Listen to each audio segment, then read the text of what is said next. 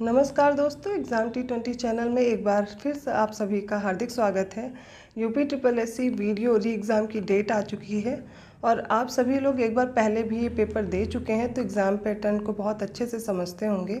इस चैनल पर आपको प्रीवियस ईयर क्वेश्चन की टेस्ट सीरीज़ मिल जाएगी, आप उसको सॉल्व कर सकते हैं और मॉक टेस्ट भी आपको अवेलेबल हो जाएंगे। डेली आप हिंदी के कुछ मॉक टेस्ट आपको मिलेंगे, वो सॉल्व कर सकते हैं। अभी हम लोग previous year question paper solve कर रहे हैं जिससे हमें पता चले कि आने वाले परीक्षा का पैटर्न क्या रहने वाला है। अगर आप पिछले प्रश्न सॉल्व करते हैं तो आपके लिए इजी हो जाता है, आप सारे सेक्शन को अच्छे से समझ पाते हैं और वैसे ही बेहतर ढंग से तैयारी कर सकते हैं। तो आप लोगों ने पाठ्यक्रम समझ लिया है और बाकी चीज़ें आप जानते हैं, तो अब सिर्फ मॉक टेस्ट आप सॉल्व करिए ज़्यादा से ज़्यादा और साथ में आप रिवीजन करिए अपने कोर्स का, वो आपके लिए बहुत बेहतर रहेगा। अभी हमने पिछले जो प्रीवियस ईयर को सॉल्व किया था वो 22 दिसंबर का था 2018 का। आज हम लोग 23 दिसंबर 2018 का हिंदी का प्रश्न पत्र सॉल्व करेंगे। हर सेक्शन से, हर एक पार्ट से, हर एक सेक्शन से 50 प्रश्न आते हैं। इस तरह से 150 प्रश्न होते हैं इस प्रश्न पत्र में, जो कि 300 मार्क्स के होते हैं। 2 घंटे में आपको सॉल्व करना होता है। पेपर में एक्यूरेसी बनाने की ज़रूरत है आपको, तो आप मॉक टेस्ट लगाइए और प्रीवियस ईयर पेपर देख करके ज़रूर जाइए, जिससे आपको ये हेल्प मिल सके और आपका कॉन्फिडेंस भी बूस्ट हो सके कि आप प्रश्न अच्छे से सॉल्व कर सकते हैं। तो चलिए बिना देर किए हम इस प्रश्न पत्र को हल करना स्टार्ट करते हैं। आप यहीं पे जो क्वेश्चंस में सॉल्व कराते हैं उसके साथ सॉल्यूशन भी दिए हुए हैं। अभी क्योंकि ये प्रीवियस ईयर पेपर है, आपको सिर्फ ये समझना है परीक्षा का पैटर्न क्या रहता है पाठ्यक्रम के अनुसार। तो आप बस उन प्रश्नों को हल कीजिए मेरे साथ और उनको तैयार जरूर कर लीजिए इसी प्रश्न पत्र के साथ। आप बिल्कुल भी टाइम नहीं वेस्ट करिए और उस टॉपिक को उठा करके आप पढ़िए ज़रूर जो टॉपिक ज़्यादा से ज़्यादा पूछे गए हैं। जैसे पिछले प्रश्न पत्र में हमने देखा वर्णमाला से काफ़ी प्रश्न थे, तो आपको वर्णमाला बहुत अच्छे से तैयार कर लेनी चाहिए। और वर्णमाला की क्लास आप चाहें तो एग्ज़ाम T20 चैनल पर अवेलेबल है, आप जा कर के देख सकते हैं। हिंदी की क्लासेस आपको मिल जाएंगी।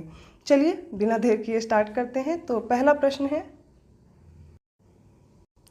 निम्नलिखित में से कौन सा पत्र वैयक्तिक पत्र की श्रेणी में आएगा? व्यापारिक पत्र, प्रार्थना पत्र, मित्र का पत्र या फिर संपादक के नाम का पत्र? यहाँ पर जो मित्र के नाम का पत्र है वो वैयक्तिक पत्र कहलाता है। देखिए, वैयक्तिक पत्र या फिर जिनको व्यक्तिगत पत्र बोलते हैं और उनको अनौपचारिक पत्र भी बोलते हैं, ये इस श्रेणी के जो पत्र होते हैं इन्हें व्यक्तिगत मामलों के लिए या पारिवारिक कोई सदस्य, मित्र हैं, कोई अन्य परिजन है, उसके लिए ये पत्र लिखे जाते हैं। अगला प्रश्न है, निम्नलिखित में से कौन सी पत्र की विशेषता नहीं है? संक्षिप्तता, प्रेषक, क्रमबद्धता या विनयशीलता? देखिए यहाँ पर इसका सही उत्तर हो जाएगा प्रेषक। एक अच्छे पत्र में उद्देश्य होती, शैली होती, सहजता होती है। विनयशीलता जिसको शिष्टाचार बोलते हैं वो भी होता है। संक्षिप्तता, क्रमबद्धता और व्याकरण सुलेख आदि की विशेषता होनी चाहिए। अगला प्रश्न है, गंदगी की समस्या से पीड़ित मोहल्ले वासियों की ओर से नगर पालिका अध्यक्ष को लिखा गया पत्र निम्नलिखित में से किस श्रेणी में आएगा? पहला, प्रार्थना पत्र, आवेदन पत्र, व्यापारिक पत्र या फिर शिकायती पत्र? देखिए, अगर किसी समस्या से पीड़ित है तो शिकायती पत्र ही लिखा जा सकता है।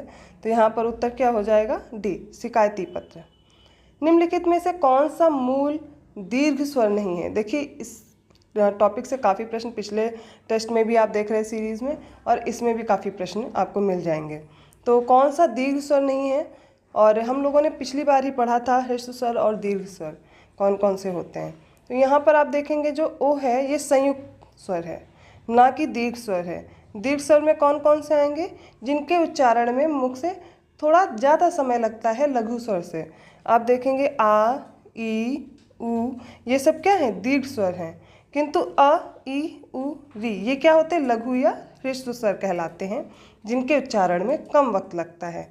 और इन स्वरों के माध्यम से जो आपस में संयुक्त होकर के नए स्वर बनाते हैं वो ए, ऐ, ओ, औ, ये क्या है? एक प्रकार के संयुक्त स्वर हैं। तो यहाँ पर इसका उत्तर क्या हो जाएगा? डी हो जाएगा। नेक्स्ट है, निम्नलिखित में से शुद्ध वर्तनी वाला शब्द कौन सा है? ये अध्ययन है, ये अध्ययन है, ये अध्ययन है और ये अध्ययन है। तो ये जो सी है ऑप्शन वो करेक्ट हो जाएगा। अध्ययन को हम लोग ऐसे लिखते हैं। निम्नलिखित में से शुद्ध वर्तनी वाला शब्द बताना है। उत्तरदायी लिखा हुआ है, उत्तरदायी लिखा हुआ है, उत्तरदायी लिखा हुआ है और उत्तरदायी। तो अब पहचानना कौन सा सही होगा, यहाँ पर उत्तरदायी ऐसे लिखा जाता है। संधियाँ 3 प्रकार की होती हैं और पूछा गया है निम्नलिखित में से कौन सा एक संधि का प्रकार नहीं है। देखिए, संधि 3 प्रकार की होती है, स्वर संधि, व्यंजन संधि और विसर्ग संधि। अनुस्वार संधि नहीं होती है, तो यहाँ पर क्या होगा, अनुस्वार संधि आंसर हो जाएगा। देखिए, संधियाँ 3 प्रकार की दी हुई हैं और संधि की अगर परिभाषा की बात करें तो 2 स्वरों के मेल से उत्पन्न विकार को स्वर संधि कहते हैं और व्यंजन से स्वर अथवा व्यंजन के मेल से उत्पन्न विकार को व्यंजन संधि कहते हैं। विसर्ग संधि क्या है, विसर्ग के साथ स्वर या व्यंजन के मेल से उत्पन्न विकार को विसर्ग संधि कहते हैं। नेक्स्ट है, निम्नलिखित में से कौन सा व्यंजन संधि का उदाहरण नहीं है। जगदम्बा, संतोष, विद्यालय या फिर अहंकार। आप देखेंगे जगदम्बा, संतोष, अहंकार ये तीनों के तीनों व्यंजन संधि के उदाहरण हैं, किंतु स्वर संधि का उदाहरण हो जाएगा विद्यालय। कैसे, विद्या प्लस आलय, ये देखिए दिया हुआ है। तो स्वर संधि में ये दीर्घ स्वर संधि जो होती है उसका उदाहरण है। क्या है, यदि अ, आ, ई, उ, री इन सभी के बाद वही ह्रस्व या दीर्घ स्वर आ जाए तो दोनों मिलने के बाद क्या होते हैं, क्रमशः आ हो जाएगा, ई हो जाएगा, उ, री, मतलब हमेशा दीर्घ स्वर हो जाएंगे। जैसे जगत और अम्बा को मिलाया तो क्या बना था, जगदम्बा। ये क्या है, व्यंजन संधि। यहाँ पे आधा था और ये आ मिल करके क्या बना देगा, द बनेगा। तो आप याद रखिए ये जो है ये व्यंजन है। इसी तरह सम और तोष क्या है, संतोष है। अहम और कार अहंकार है। तो यहाँ पर जो अधमा है वो आ के पास मिल करके या कोई अन्य व्यंजन के साथ मिल करके क्या होता है, ये मात्रा बना लेता है। तो यहाँ पर आप याद रखिए कौन से क्या उदाहरण हैं और संधि तो तैयार करना बहुत ज़रूरी है। अब पूछा गया देशभक्ति में कौन सा समास है, अव्ययी भाव समास, तत्पुरुष समास, बहुव्रीहि समास या फिर द्वंद्व समास। और इसका सही उत्तर हो जाएगा तत्पुरुष समास। कैसे, देश के लिए भक्ति, तो इसमें कौन सा हो जाएगा, तत्पुरुष। और उसका उपभेद कौन सा है, संप्रदान के लिए, है ना। तो यहाँ पर तत्पुरुष समास, इसमें क्या होता है, अंतिम पद प्रधान होता है। अगला प्रश्न है पंचवटी में कौन सा समास है। समास विग्रह करना है इसका। बहुव्रीहि समास होगा, द्वंद्व होगा, द्विगु होगा या तत्पुरुष होगा। देखिए, किसी भी समास में उसका पहला पद यदि संख्या का बोध कराए तो वहाँ पर क्या होता है, द्विगु समास होता है। और यहाँ पर पंच मतलब 5 वटों का समाहार, तो द्विगु समास हो जाएगा, है ना, संख्यावाचक हो रहा है। अधिकारी में उपसर्ग कौन सा है, अ, अधि, वी या ई। अधिकारी में आप देखेंगे अधि उपसर्ग है। अधि उपसर्ग का मतलब क्या होता है, श्रेष्ठ, ऊपर, सामीप्य। और इससे अगर अन्य शब्द भी देखें कौन कौन से बन सकते हैं, जैसे अधिकरण, अधिराज, अध्यात्म, अध्यक्ष, अधिपति, ये सब क्या है, एक प्रकार के इसी उपसर्ग से बने हुए शब्द हैं। निम्नलिखित में से किस शब्द में अ उपसर्ग नहीं लगा है, अकथ, अभेद, अचूक, अनुज। देखिए यहाँ पर अनुज में यहाँ पर उपसर्ग नहीं है, बाकी भेद के साथ आ जोड़ के अभेद हो गया, कथ के साथ आ उपसर्ग लगा अकथ हो गया, चूक के साथ आ लगा और क्या हो गया, अचूक हो गया। तो यहाँ पर अनुज के साथ सिर्फ नहीं लगा हुआ है। एक्सप्लेनेशन भी देखेंगे तो उसमें लिखा हुआ है अनुज में शब्द में अ उपसर्ग नहीं बल्कि अनु उपसर्ग लगा हुआ है। और अनिषेध के अर्थ में उपसर्ग से निर्मित शब्द क्या क्या हो सकते हैं, देखिए अकथ, अभेद, अचूक, अपढ़, अजान, अलग। और अनु जब लगेगा तो क्या हो जाएगा, अनुक्रम, पश्चात, ये सब क्या है, ये अनु उपसर्ग से बनते हैं, जैसे कि अनुकरण, अनुवाद, अनुचर, अनुपात, अनुकूल, अनुज, जो कि अभी हमने पढ़ा। अगला प्रश्न है निम्नलिखित में से किस शब्द में नी प्रत्यय नहीं लगा है। तो शेरनी, मोरनी, कुटनी और नौकरानी। तो याद रखिए शेरनी में लगा हुआ है, मोर होता है, मोरनी में भी प्रत्यय लगा हुआ है, कुटनी में लगा हुआ है, बट नौकरानी में नहीं लगा हुआ है। नौकरानी में कौन सा प्रत्यय है, आनी। शेरनी, मोरनी, कुटनी देख लिया नी प्रत्यय, लेकिन नौकरानी में आनी। अगला प्रश्न है निम्नलिखित में से कौन सा तत्सम नहीं है, कपाट, कीटक, कूची, कुंभकार। यहाँ पर इसका सही उत्तर क्या है, कूटी। कपाट, कीटक, कुंभकार ये सब क्या है, तत्सम शब्द हैं। और कपाट का तद्भव क्या होगा, किवाड़, कुंभकार का कुम्हार। अगला प्रश्न है, निम्नलिखित में से कौन सा शब्द तद्भव है? पक्ष, पक्षी, पतन और पत्ता। देखिए पक्ष भी है तत्सम, पक्षी भी है, पतन भी है और पत्ता नहीं है। पत्ता के लिए क्या हो जाएगा? पत्र तत्सम उसका। ठीक है, पक्ष के लिए पक्षी, जिसमें तद्भव क्या है? पक्ष के लिए पंख है। ठीक है, पक्षी का पंछी है। निम्नलिखित में से कौन सा तत्सम है बताना है? 16, शोभन, सोता, सोना। देखिए यहाँ पे जो शोभन है ये एक प्रकार का तत्सम शब्द है और इसका जो तद्भव है वो होता है सोहन। 16, सोता, सोना ये सब क्या है? तद्भव है। तो 16 का तत्सम क्या होगा? षोडश होगा। ठीक है, सोता का शोध और सोना का स्वर्ण होता है। अगला प्रश्न है, उत्पत्ति के आधार पर शब्दों के 4 भेद किए गए हैं। निम्नलिखित में से कौन सा भेद गलत है? तत्सम, तद्भव, यौगिक और विदेशी। तो हमें बताना है उत्पत्ति के आधार पर शब्द के कौन कौन से 4 भेद होते हैं। तो देखिए तत्सम होता है, तद्भव भी होता है, देशज और विदेशी होता है, किंतु यौगिक नहीं होता यहाँ पर। तो इसका एक्सप्लेनेशन देखिए जरा। उत्पत्ति के आधार पर शब्दों के 4 भेद किए गए हैं, जैसे तत्सम, तद्भव, देशज और विदेशी। रचना या बनावट के अनुसार शब्दों के भेद हैं रूढ़, यौगिक और योगरूढ़। अगला प्रश्न है, निम्नलिखित में से कौन सा शब्द समूहवाचक संज्ञा नहीं है? समूहवाचक संज्ञा होती क्या है? जो किसी व्यक्ति या समूह, व्यक्ति के जो समूह है उसका बोध कराए, किसी समूह का बोध कराए, तो वो क्या कहलाता है? समूहवाचक संज्ञा। अब यहाँ पर सभा है, कक्षा है, भीड़ है और दौड़ है। तो देखिए सबसे पहले नहीं है पूछा गया है। सभा भी एक समूह है, कक्षा भी समूह होता है, भीड़ भी किसी व्यक्ति का समूह रहेगा, लेकिन दौड़ ये एक प्रकार की क्रिया है, संज्ञा नहीं है। और कौन कौन से हो सकते हैं समूहवाचक संज्ञा में? सभा, कक्षा, भीड़, दल, गिरोह, गुच्छा, कुंज, ये सब क्या है? समूहवाचक संज्ञा के उदाहरण हैं। नेक्स्ट है, निम्नलिखित में से कौन सा शब्द द्रव्यवाचक संज्ञा है? ठीक है, अब द्रव्यवाचक संज्ञा क्या होती है? जिस संज्ञा से किसी नाप तौल वाली वस्तु का बोध हो। अब इसमें देखिए खटाई हो गया, मिठाई हो गया, दूध हो गया और ठंड हो गई। यहाँ पर जो दूध है ये नाप तौल वाली एक वस्तु है। दूध, पानी, लोहा, सोना, चांदी, तेल, ये सब क्या है? द्रव्यवाचक संज्ञा है, जिससे कोई नाप तौल वाली संज्ञा का ज्ञान होता है। तो यहाँ पर सही उत्तर क्या हो जाएगा? सी, राइट। अगला प्रश्न है, वह आप ही चला गया। इस वाक्य में रेखांकित शब्द सर्वनाम के किस भेद का उदाहरण है? पुरुषवाचक, निजवाचक, निश्चयवाचक या संबंधवाचक? तो आप याद रखिए, आप किस में आता है? स्वयं के लिए, और यह किस तरह की निजता को प्रकट करता है सर्वनाम में? तो यहाँ पर क्या हो जाएगा? निजवाचक। प्रश्नगत वाक्य में रेखांकित शब्द आप निजवाचक सर्वनाम है और इसका रूप क्या है? आप है, किंतु इसका प्रयोग पुरुषवाचक के अन्य पुरुष वाले आप से बिल्कुल अलग है, या कर्ता का बोधक है किंतु स्वयं कर्ता का काम नहीं करता। अगला प्रश्न है, गिलास में थोड़ा दूध है। अब इसमें बताना है कि इसमें रेखांकित शब्द विशेषण के किस भेद के अंतर्गत आता है। आप देखिए संज्ञा के भेद आपको आने चाहिए, सर्वनाम के भेद आने चाहिए, विशेषण के भेद, क्रिया के भेद, क्रिया विशेषण के भेद। आप जो कुछ भी पढ़ रहे हैं सारे भेद भी अच्छे से तैयार रखिए, क्योंकि क्या है, उदाहरण उसी से दिए गए हैं। आपसे डायरेक्ट प्रश्न नहीं पूछा गया है, उदाहरण दे करके आपसे ये पूछा जा रहा है, तो आप इसी तरह इनको भी तैयार कर लीजिए। अब देखिए यहाँ पर थोड़ा परिमाणवाचक, संख्यावाचक, संकेतवाचक, गुणवाचक। देखिए दूध का कोई गुण नहीं बता रहा है, थोड़ा कोई संख्या भी नहीं बता रहा है, संकेत भी नहीं दे रहा, क्या कर रहा है? एक परिमाण को दर्शा रहा है। तो यहाँ पर कैसी विशेषण है? परिमाणवाचक विशेषण है।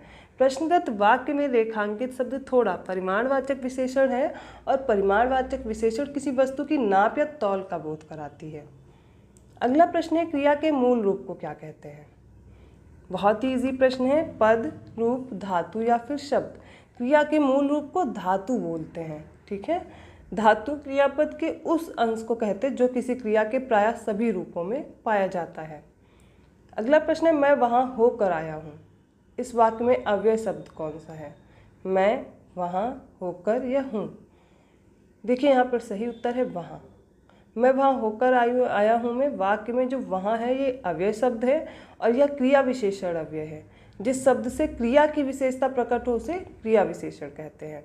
उसने कटोरा भर दूध पिया। इस वाक्य में अव्यय शब्द कौन सा है? कटोरा, दूध या भर या पिया। तो देखिए यहाँ पर अव्यय क्या हो जाएगा, भर। यह एक प्रकार की रीतिवाचक क्रिया विशेषण है। अवधारण अर्थ में रीतिवाचक क्रिया विशेषण में तो, ही, भी, मात्र, भर, तक, सा, ये सब क्या है, एक प्रकार की रीतिवाचक क्रिया विशेषण है और यही क्या हो जाएगा, उत्तर हो जाएगा अव्यय का। अगला प्रश्न है, निम्नलिखित में से कौन सा एक अनाथ का पर्यायवाची नहीं है? बेसहारा, यतीम, अनाड़ी या निराश्रित। इसका सही उत्तर हो जाएगा अनाड़ी। अनाथ का पर्याय अनाड़ी नहीं होता। अनाथ के पर्यायवाची देखेंगे बेसहारा, यतीम, निराश्रित, नाथहीन, दीन, ये होते हैं। पर्यायवाची भी साथ में जो जो आपको मिल रहे हैं प्रश्न में वो भी तैयार करते चलिए। निम्नलिखित में से विचित्र का पर्यायवाची क्या होगा?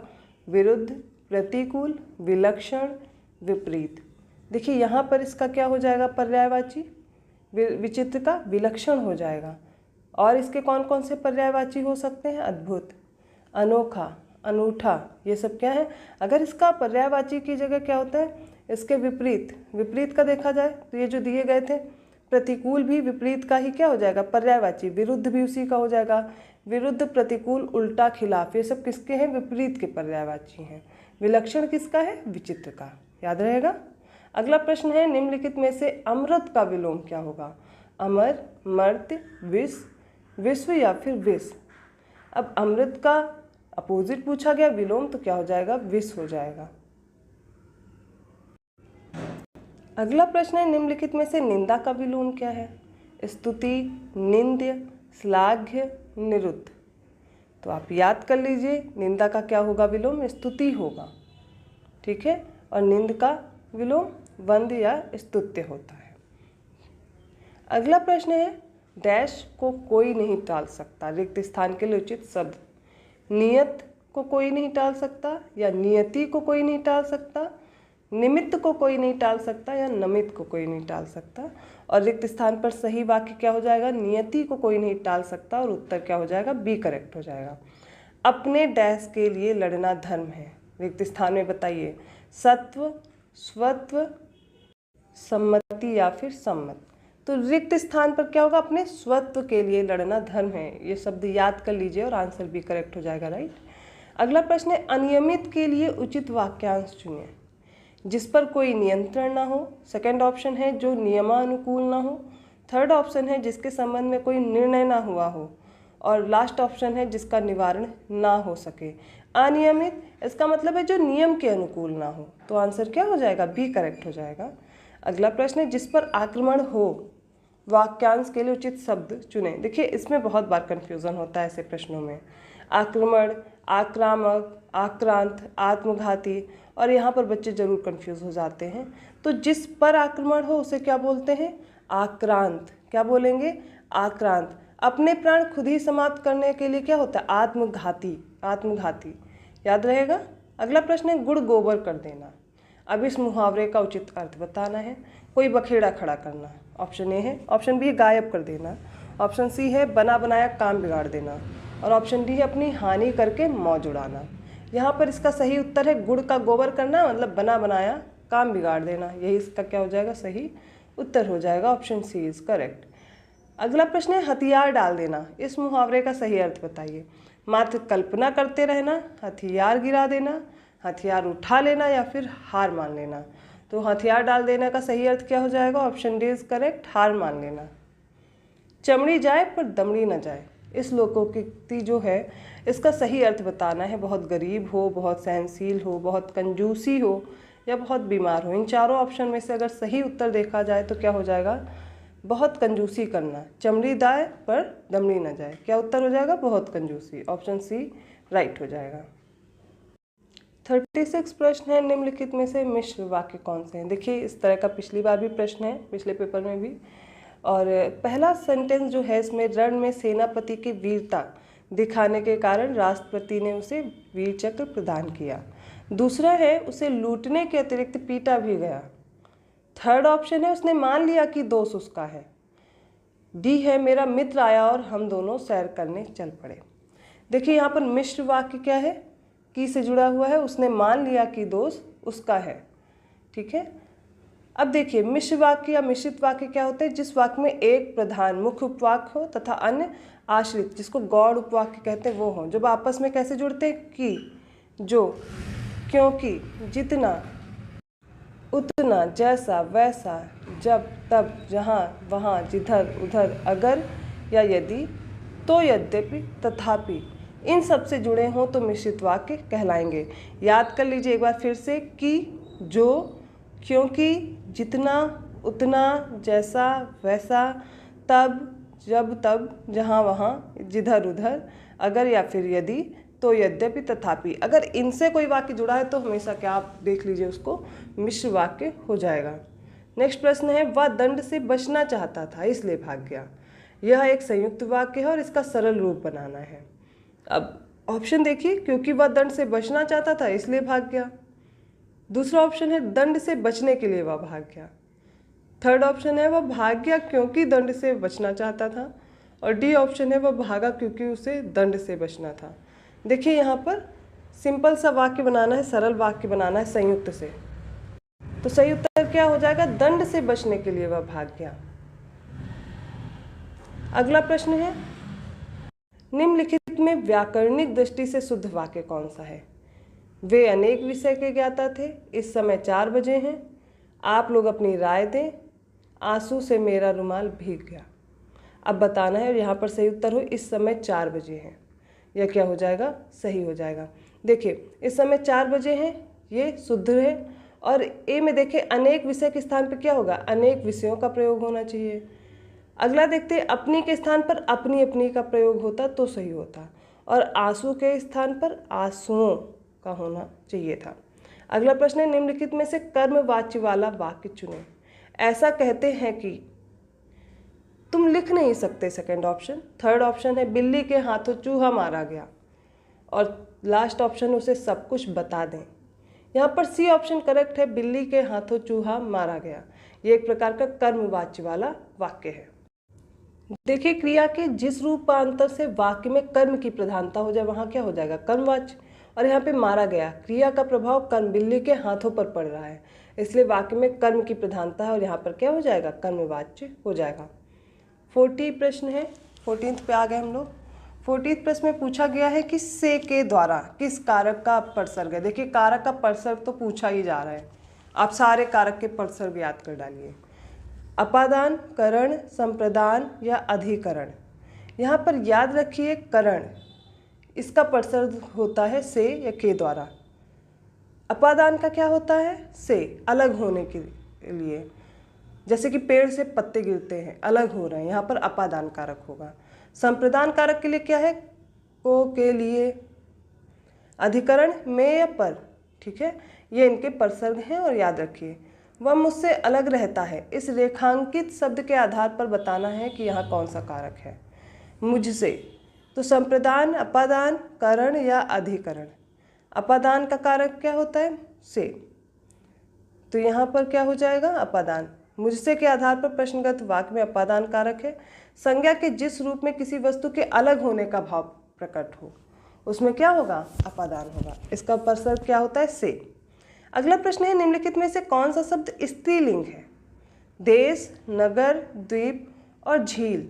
देखिए झील स्त्रीलिंग है, जबकि देश, नगर, द्वीप याद कर लीजिए पुल्लिंग होते हैं।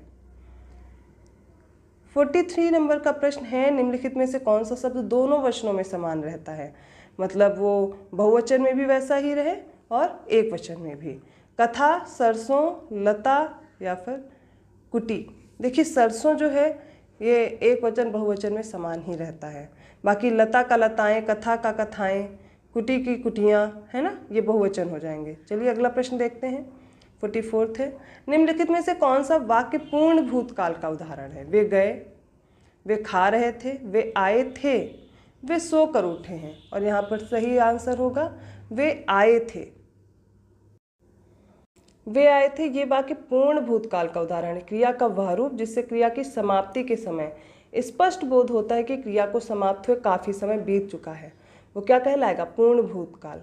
यहाँ पर क्या होगा, जो ए वाला था वो सामान्य भूतकाल है, अगला क्या है, अपूर्ण भूतकाल का उदाहरण था बी, और ये क्या हो जाएगा, पूर्ण भूतकाल।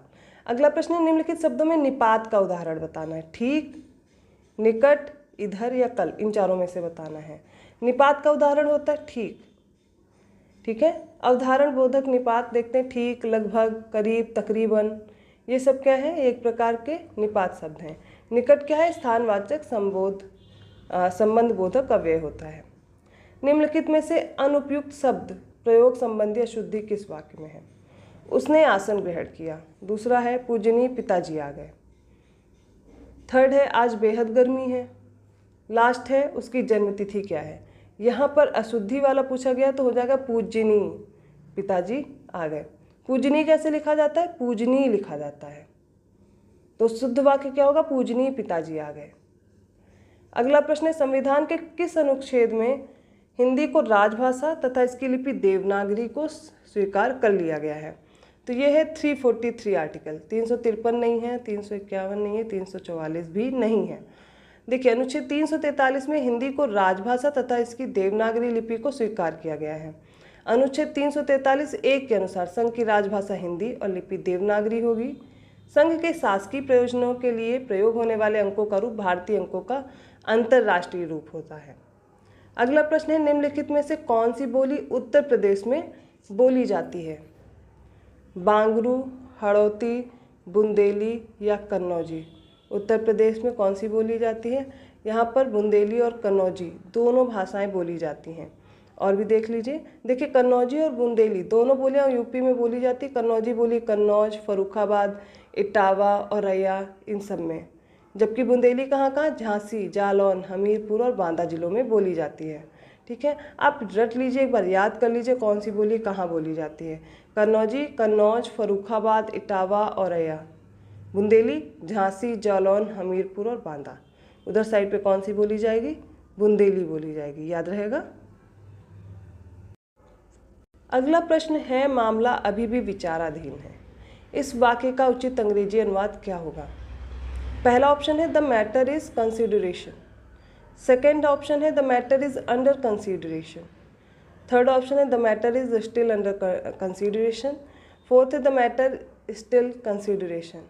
और बताना है मामला अभी भी विचाराधीन है, तो क्या हो जाएगा? The matter is still under consideration.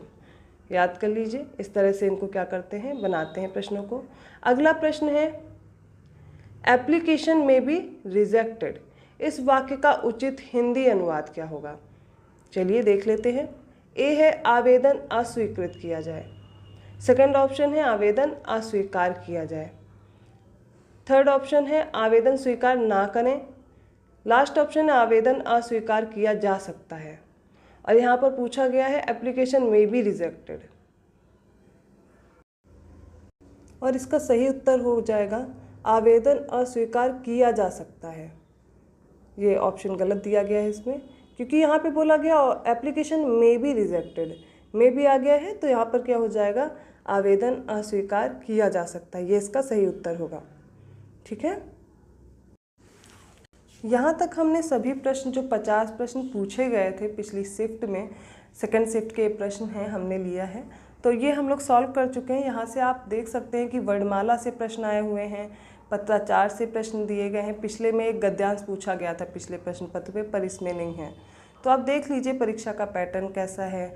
यहाँ पर पर्यायवाची भी पूछे जा रहे हैं, समास भी पूछा जा रहा है, संधि भी पूछी जा रही है। मतलब आप ये देखिए कि विलोम शब्द हर एक व्याकरण के हर एक टॉपिक पे आपको ध्यान देना है। पिछले प्रश्न पत्र में पूछा गया था लेखक और उनकी रचनाएं भी, तो आपको टॉपिक तो कोई नहीं छोड़ के जाना है। डिपेंड करेगा आपके शिफ्ट में कौन सा पेपर कैसा आता है। ठीक है, तो आप जो भी टॉपिक दिए गए हैं यूपी SSSC का पाठ्यक्रम पहले लिखिए, जो कि वीडियो का है। अगर आप एग्ज़ाम दे रहे हैं, सबसे पहले पाठ्यक्रम आपको पता होना चाहिए। तो एक जगह पे पाठ्यक्रम लिखिए, उसकी एक सटीक रणनीति बनाइए कि आपको तीनों सेक्शन कितने समय में कवर करना है। उसके साथ डेली एक मॉक टेस्ट ज़रूर सॉल्व कीजिए। आप देखिए उतने समय में आप वो प्रश्न पत्र हल कर पा रहे हैं कि नहीं कर पा रहे हैं। तो वो प्रश्न पत्र सॉल्व कीजिए और प्रीवियस ईयर प्रश्न जरूर लगाइए। मैं इस चैनल पे सॉल्व करा रही हूँ, आप देख सकते हैं। अगर आपके पास प्रश्न नहीं है पिछले साल के, तो आप बस वीडियो देख करके ही समझ सकते हैं कैसा प्रश्न है। तो आप बिल्कुल ये सब चीज़ें तैयार कीजिए बहुत अच्छे से। आई होप आपको इस वीडियो से काफ़ी फ़ायदा मिला होगा। अगर वीडियो अच्छा लगा तो प्लीज़ लाइक कीजिए और लोगों को शेयर भी कीजिए और चैनल को सब्सक्राइब करना मत भूलिए। आप चाहें तो कमेंट करके हमें अपनी राय दे सकते हैं। अगर आप कोई सुझाव देना चाहते हैं कमेंट कर सकते हैं। धन्यवाद।